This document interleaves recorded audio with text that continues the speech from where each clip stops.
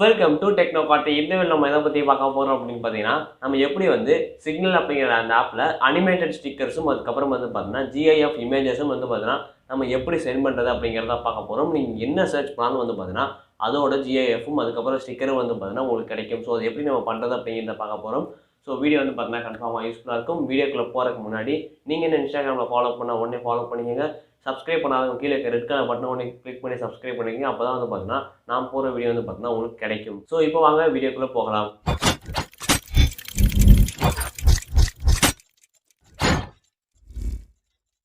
Okay, இப்போ வந்து பார்த்தீங்க அப்படின்னா சிக்னல் அப்படிங்கிற ஆப் வந்து பார்த்தீங்கன்னா மோஸ்ட் ஆஃப் இப்போ நிறைய பேர் யூஸ் பண்ண ஆரம்பிச்சிருக்காங்க. நீங்கள் சிக்னலுக்கு வந்து பார்த்தீங்கன்னா சேஞ்ச் பண்ணிட்டீங்களா இல்லை அப்படிங்கிறப்ப இல்லை வாட்ஸ்அப் வந்து யூஸ் பண்ணியிருக்கீங்களா அப்படிங்கிறத கமெண்ட்டில் சொல்லிடுங்க. இல்லைனா டெலகிராம் நீங்கள் யூஸ் பண்ணுறீங்களான்னு சொல்லிடுங்க.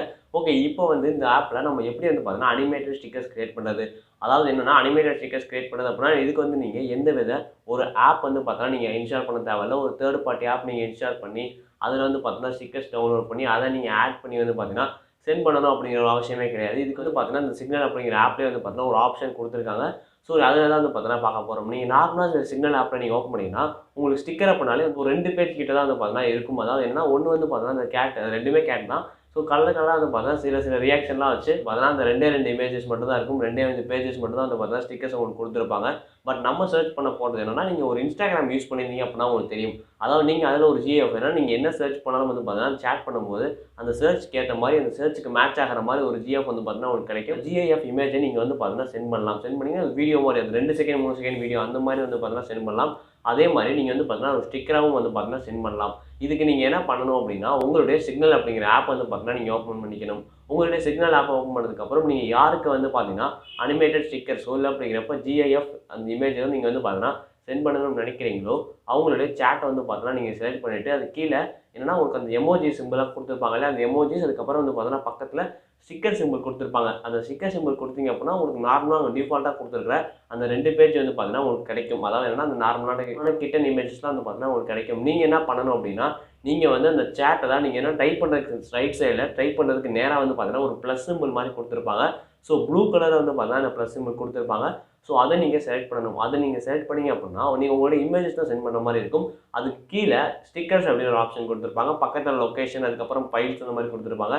ஸோ இந்த ஸ்டிக்கர்ஸ் அப்படிங்கிற ஆப்ஷன் தான் வந்து பார்த்தீங்கன்னா நீங்கள் செலக்ட் பண்ணணும். அந்த ஸ்டிக்கர்ஸ் அப்படிங்கிறத செலக்ட் பண்ணிங்கன்னா உங்களுக்கு ஆக்சஸ் கேட்பாங்க. நீங்கள் வந்து பார்த்தீங்கன்னா அக்செப்ட்லாம் கொடுத்ததுக்கப்புறம் உங்களுக்கு வந்து பார்த்தீங்கன்னா ஒரு பேஜ் மாதிரி ஒன்று ஓப்பன் ஆகும். ஸோ அதில் நீங்கள் வந்து பார்த்தீங்கன்னா பார்த்துக்கலாம் அதாவது ஸ்டிக்கர்ஸில் இருக்குதா இல்லையா அப்படிங்கிறது GIFலாம் அது வந்து பார்த்தீங்கன்னா உங்களுக்கு கிடைக்கும்.